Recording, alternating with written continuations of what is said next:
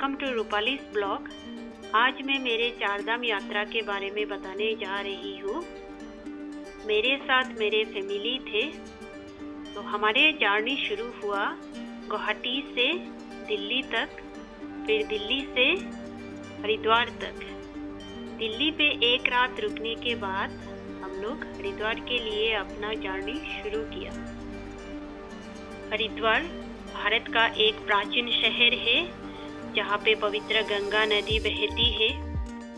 अगर कोई हरिद्वार दर्शन के लिए आते हैं तो यहाँ पे सबसे पहले गंगा स्नान करते हैं, तो उसका सारे पाप धुल जाते हैं और गंगा के साथ बह जाते हैं। ये है हर की पौड़ी हरिद्वार।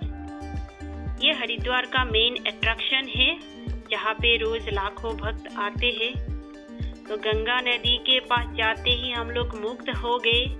यहाँ पे हमने गंगा स्नान किया, गंगा पूजा भी किया और शाम के 6-7 बजे यहाँ पे गंगा आरती की आयोजन होती है, तो गंगा आरती की भी दर्शन की। तो गंगा नदी के पास हजारों लोग आते हैं यहाँ पे अपने मैया के दर्शन के लिए।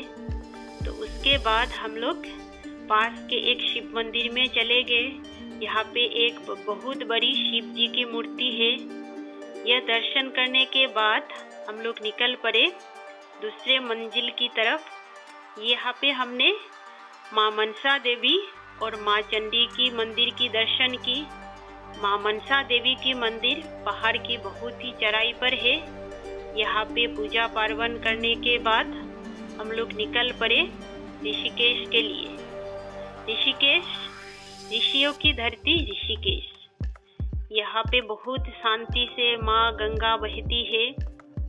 चारों तरफ पहाड़ों के बीच यहाँ पे गंगा नदी बहुत ही शांति से बहती है। ऋषिकेश में एक लक्ष्मण झूला भी है। यह एक आयरन सस्पेंशन झूला है। इसकी लेंथ 450 फीट है। जहाँ पे रोज लाखों भक्त आते हैं। लक्ष्मण झूला के पास 13 मंजिल की मंदिर है। यह मंदिर देवी दुर्गा और शिव जी की है। इस मंदिर की दर्शन करने के बाद हम लोग निकल पड़े राम झूला की ओर। रास्ते में बहुत सारे मंदिर की दर्शन की। यह है बम्बकेश्वर मंदिर। इस मंदिर की दर्शन करने के बाद हम लोग निकल पड़े गीता भवन। गीता भवन पे गीता मंदिर भी है। शाम होते ही बहुत ही खूबसूरत नज़ारे देखने को मिला। शाम के 6-7 बजे यहाँ पर भी गंगा आरती होती है।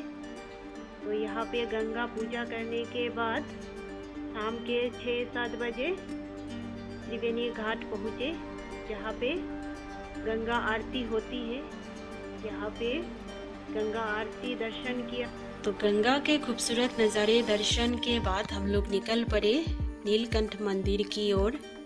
यह मंदिर शिव जी को समर्पित है। समुद्र मंथन के दौरान जब शिव जी ने विष पी लिया था, तभी इस मंदिर पे आके उन्होंने विश्राम लिया था। तो नीलकंठ मंदिर में पूजा पाठ करने के बाद हम लोग यहाँ पे प्रसाद भी लिया। तो दर्शन करने के बाद बहुत ही अच्छा लगा। ये बहुत बड़ा शिव मंदिर है।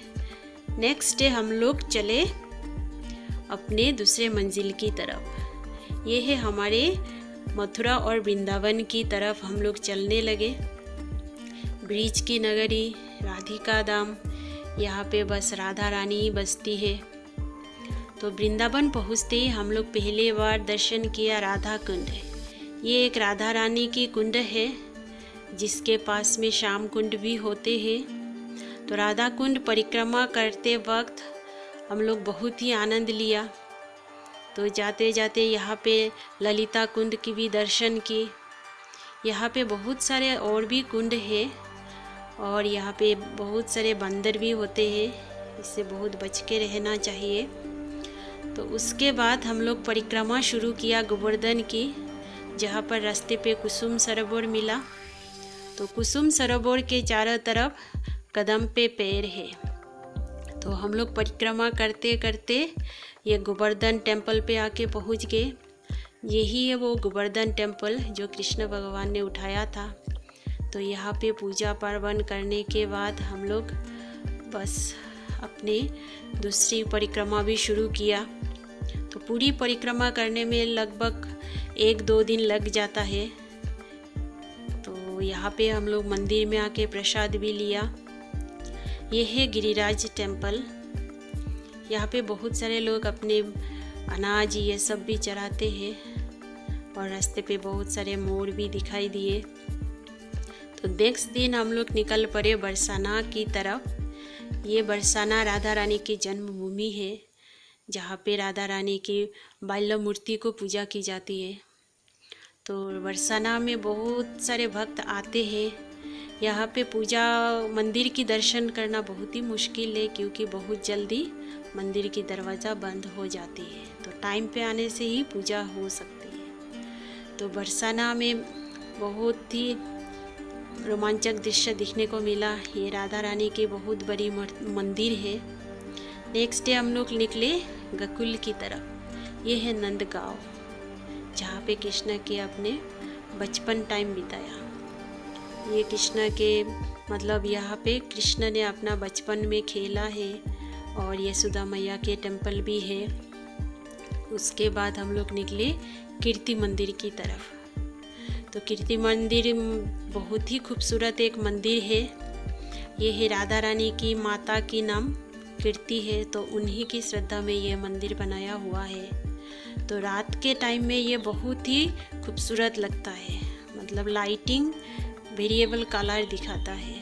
तो ये मंदिर दिखने में बहुत ही खूबसूरत लगती है। तो इसका कभी नीला कलर, कभी पीला कलर, कभी लाल कलर दिखाई देते हैं। तो यहाँ पे बहुत सारे लोग अपने माता रानी की दर्शन के लिए आते हैं। बहुत ही खूबसूरत है। यहाँ पे हमेशा राधे राधे राधे यही नाम गूंजती रहती है, राधे राधे। तो यहाँ पे बहुत सारे झांकियाँ भी है। राधा रानी की मूर्ति है और उनकी माता जी की भी मूर्ति है। यहाँ पे अंदर कैमरा अलाउ नहीं होते, फिर भी बहुत तकलीफ से लिया है। उसके बाद हम लोग निकल पड़े प्रेम मंदिर की तरफ। प्रेम मंदिर एक बहुत ही खूबसूरत मंदिर है। ये वृंदावन में है। तो प्रेम मंदिर भी कीर्ति मंदिर से भी बहुत ही खूबसूरत है। दिखने में बहुत ही खूबसूरत लग रहा था रात के टाइम पे। दिन में भी बहुत खूबसूरत लगता है। तो कीर्ति मंदिर दर्शन करते करते यहाँ पे भी बहुत सारे फाउंटेन और भगवान कृष्ण की बहुत सारी लीलाएं को यहाँ पे दर्शाया हुआ है। और भगवान कृष्ण ने जो गोवर्धन पर्वत उठाया था उसकी यहाँ पर झांकियाँ है। तो चारों तरफ मतलब ऐसे लगता है कि हम लोग कहीं कृष्ण की लीला ही देखते हैं। ये है राधा रानी की मूर्ति। उसके बाद हम लोग निकल पड़े वृंदावन के दूसरे मंदिर की दर्शन के लिए। ये है रंगजी महल। यहाँ पे भगवान विष्णु की पूजा की जाती है। ये महल भी एक साउथ इंडियन आर्किटेक्चरल है। तो इस महल में बहुत सारे खम्भे हैं और 7 दरवाजे भी हैं। तो इस मंदिर को दर्शन के लिए भी हमें जल्दी आना चाहिए, नहीं तो बहुत जल्दी दरवाजे बंद हो जाते हैं। तो उसके बाद हम दिल्ली मथुरा वृंदावन के हाईवे पे दिखने को मिला ये जय माता दी मूर्ति। तो नेक्स्ट डे हम लोग निकल पड़े दूसरी दर्शन के लिए। तो ये है निधिवन, जहाँ पे भगवान कृष्ण ने अपना रासलीला रचाया था। तो निधिवन दर्शन करने के बाद हमारा दर्शन ख़त्म हो गया। तो उसके बाद हम लोग फिर चल पड़े अपने मंजिल की तरफ। तो हम लोग लौट आए अपने घर गुवाहाटी, असम। तो थैंक यू।